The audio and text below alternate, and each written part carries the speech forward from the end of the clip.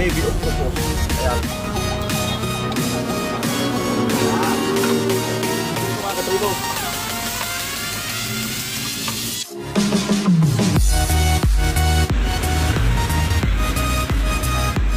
Ayan mga katribo.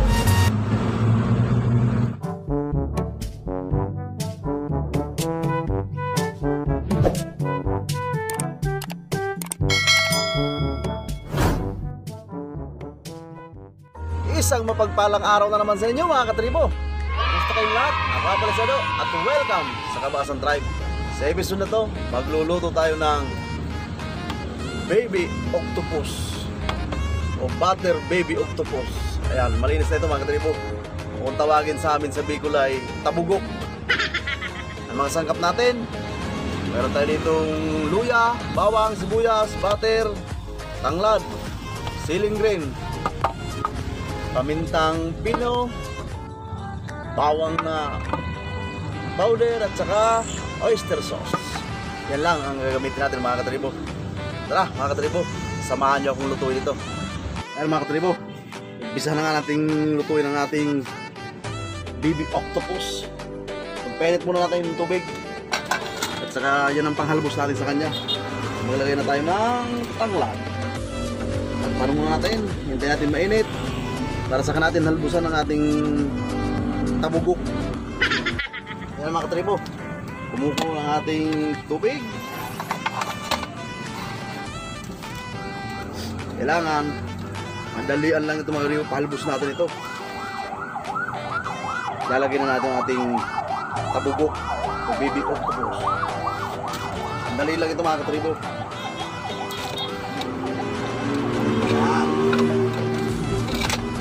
Lang natin.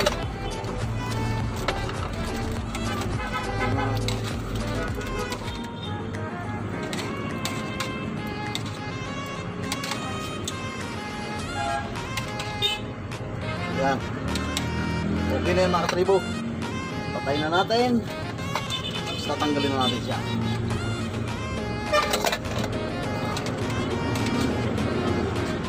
Ganun lang siya kabilis para hindi siya kumunak. Siguraduhin lang natin na lumabas na yung aroma ng ating tanglad para matanggal yung lansa nito. Hindi malansa kasi ito.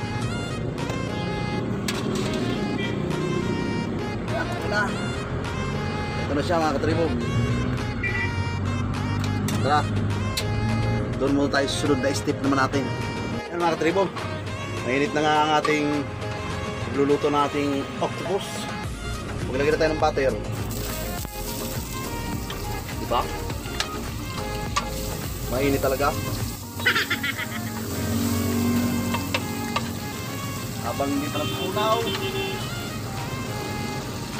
maglagay tayo ng bawang, luya, sibuyas, at saka yung ginayat na tanglad.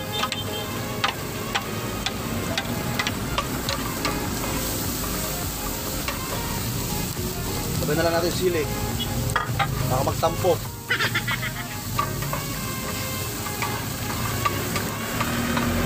Lutong na, para masunog na, lalagyan na natin to. Isang mabilisan lang to mga katribo.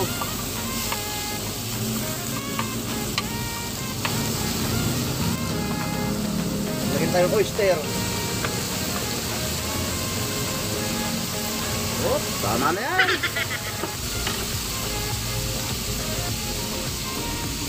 Paminta, saka bawang. Yun, haluin na natin.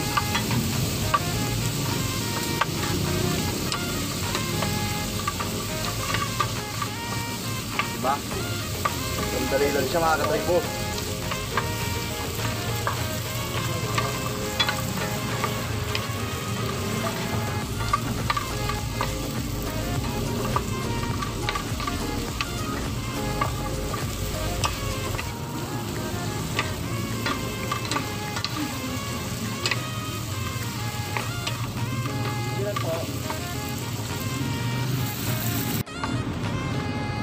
Mga 1 minuto na lang ito mga katribo. Luto na ito.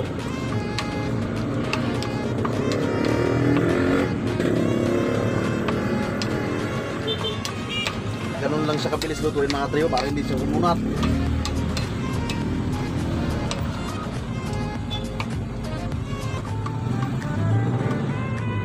Yan. Okay na yan mga katribo. Pahibog na naman.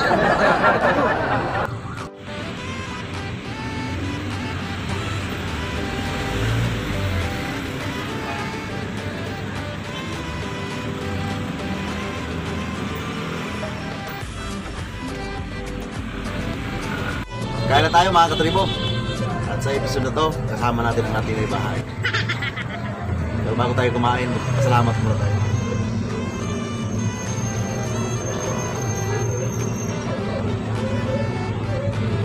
Yun mga katribo, kain na. Tikman na natin itong ating tabugok.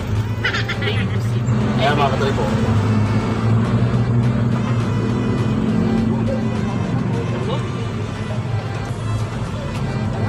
Lambot na.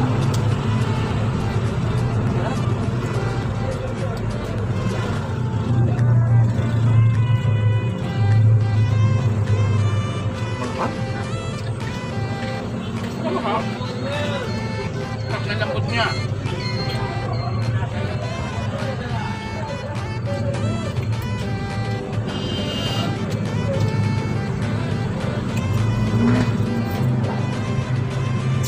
Ito lang yung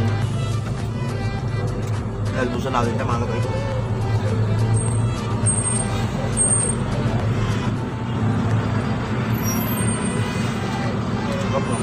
Sarap.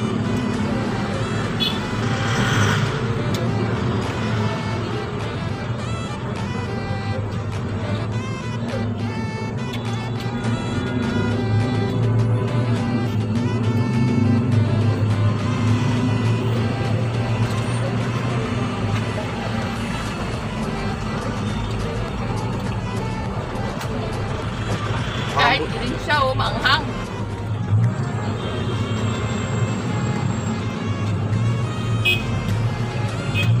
Pwede rin yung sinimanghang.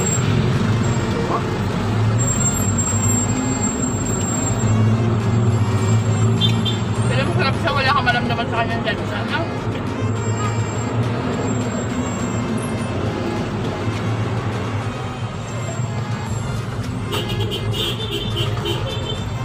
Lambot na mga katribo.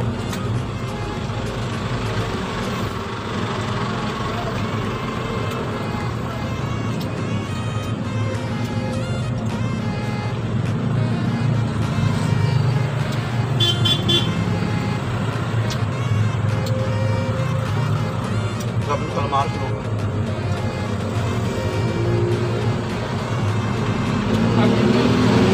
Ano yan na lang gawin mo. Bagong recipe. Mga kapit lang tayo mga katribo.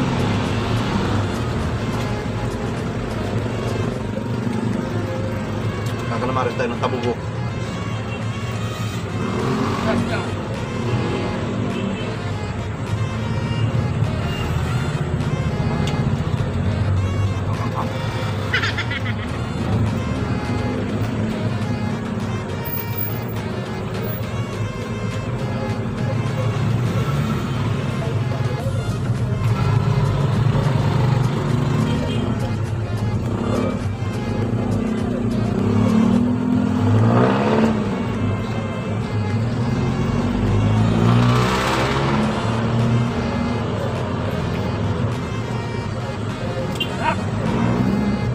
Wala kang malasa siya, no? Normal lang sa niya.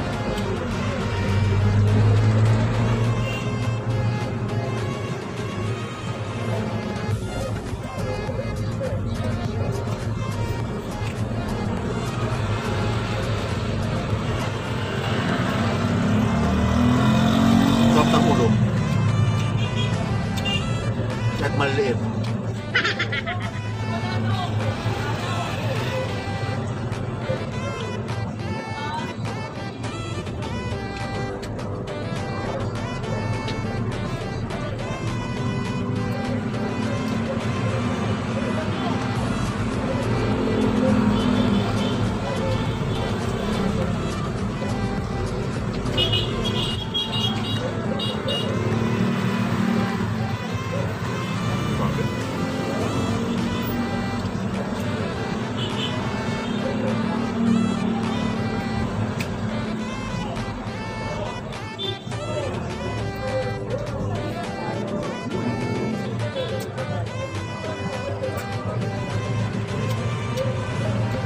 Kulang yung kanin ah. Okay.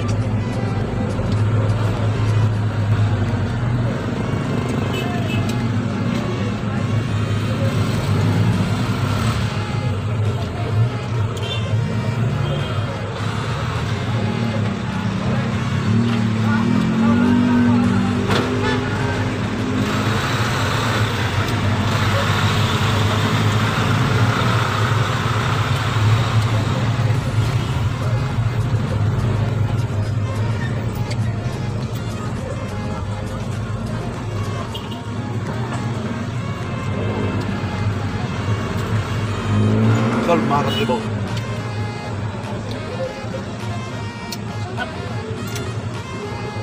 Paano mga katribo? Hanggang dito lang muli ang aking may babahagi sa inyo. Muli, ako po ang iyong katribo sa daw, ang laging nagpapaalala.